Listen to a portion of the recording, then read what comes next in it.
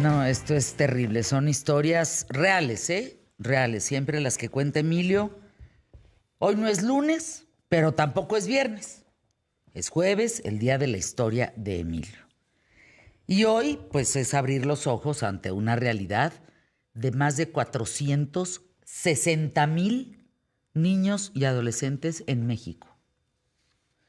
Estás hablando de niños pobres a sicarios sanguinarios. Te escuchamos, Emilio.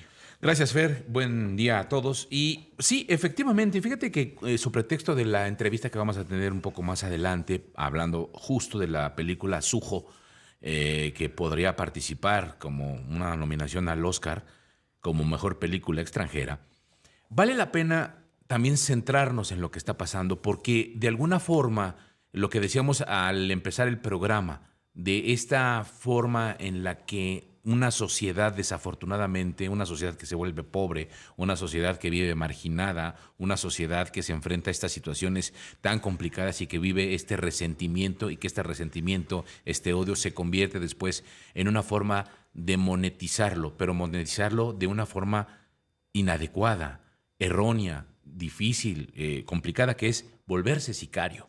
El punto es, y me decía ahorita Santiago, que si bajar la edad, por ejemplo, para estos niños sería algo conveniente para poder atacar a las filas del narcotráfico. ¿Bajar la edad en qué sentido? ¿En encarcelarlos? En encarcelarlos, en penas. En juzgarlos. En juzgarlos. ¿Por qué? Porque resulta que ahorita tú hablabas de 460,000 jóvenes, niños, adolescentes y jóvenes que pertenecen a las filas del narcotráfico. Pero exclusivamente de menores de edad, de menores de 15 años, estamos hablando de 30,000. 30,000 niños que están entre los 10. Pues es un ejército. Entre los 10 y los 14 años que forman. La edad media para formar parte del crimen organizado en los cárteles es más o menos 15 años. El problema es que cuando empezaron a atacar al sistema judicial, empezó a atacar a estos niños porque ser partícipe del narcotráfico, ser partícipe del crimen organizado a los 15, 16 años, como menor de edad, antes de los 18, que te consideran menor de edad, el tema es que pues te daban solamente 5 años de prisión. Entonces era muy fácil para ellos decir, bueno, buena conducta, situaciones, lo que sea, una fianza, en fin, muchas cosas. Tú entras a los 12 años acusado del narcotráfico, a los 12, y a los 13, 14 años ya volviste a salir y puedes volver a delinquir y puedes volver a entrar y otra vez 1 año, 2 años. Pero la paga es buena, pues de alguna manera pues están manteniendo a tu familia, le estamos dando lana a tu mamá, a tu papá, a tus hermanos, y entonces, bueno, pues de alguna manera se vuelve bien, pero te compra el narcotráfico. Entonces, ¿qué hacen? Empiezan a reclutar jóvenes de 15, 16, 17 años. Cuando el sistema judicial detecta esta situación y dice, no, a ver, vamos a bajar la edad a 16 años para que ya sean juzgados como adultos. ¿Qué pasa? Pues el narcotráfico dice, bueno, pues entonces vamos a reclutar niños de 10 años, de 11 años. Y es lo que ha estado pasando. ¿Cuáles son las expectativas de estos chavitos? Pues un iPhone, unos tenis, una pantalla, un coche, una motocicleta, que es con lo que se supone les empiezan a pagar. Y por eso estos menores de edad que enfrentan a una situación, pues no le tienen miedo al sistema, no les preocupa, y entonces, bueno, pues al final aprovechan estas circunstancias. Vamos con 4 historias muy rápido. Juanito Pistolas, así se llama este chico de 13 años que se integró que formó parte del Cártel del Noreste. En agosto del 2019, 11 integrantes de la Tropa del Infierno, que así se hacían llamar, que eran parte de este Cártel del Noreste, son acribillados en un enfrentamiento con las autoridades, con policías allá en Nuevo Laredo, Tamaulipas.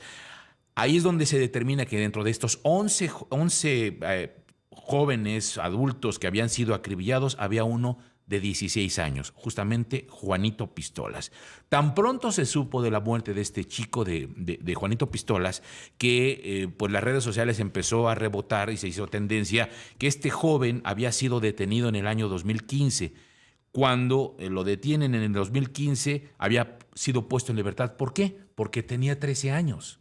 Y entonces pues lo tuvieron que liberar, y luego, pues años más adelante, ya se había convertido en uno de los principales sicarios de este cártel.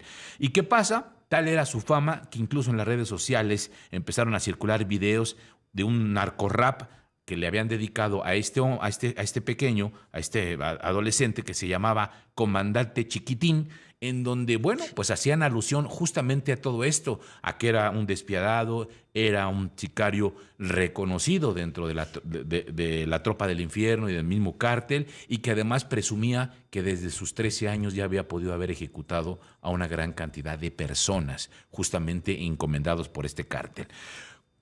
Conmocionó mucho y creo que es realmente, quienes no lo sepan, a los que alguna vez vivimos esta situación, el primer caso que fue el Ponchis.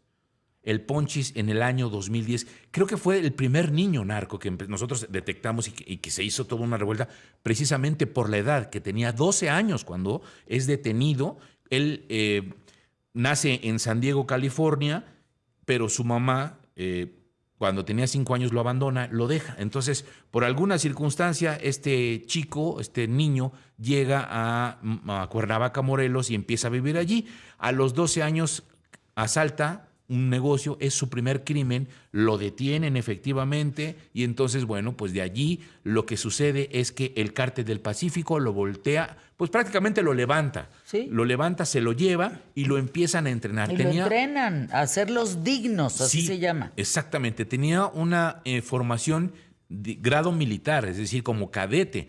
Tenía que formarse en la mañana, la disciplina, correr, entrenar, el manejo de armas, en fin. Era un chico, un pequeño de 12 años, que a mediados del 2010, en una serie de videos que comienzan a circular en YouTube, se le ve precisamente torturando a varias personas, y ahí es donde inicia la persecución. El 3 de diciembre del 2010, el Ponchis es detenido en el aeropuerto de Cuernavaca, Morelos. Intentaba viajar a San Diego, California, para supuestamente reencontrarse con su mamá. Iba con una hermana y ahí es cuando lo detienen. ¿Y qué pasa? Empiezan a investigar, empiezan a darse cuenta, y este pequeño joven adolescente de 12 años ya tenía en su haber 5 asesinatos que además presumía, como digo, en YouTube.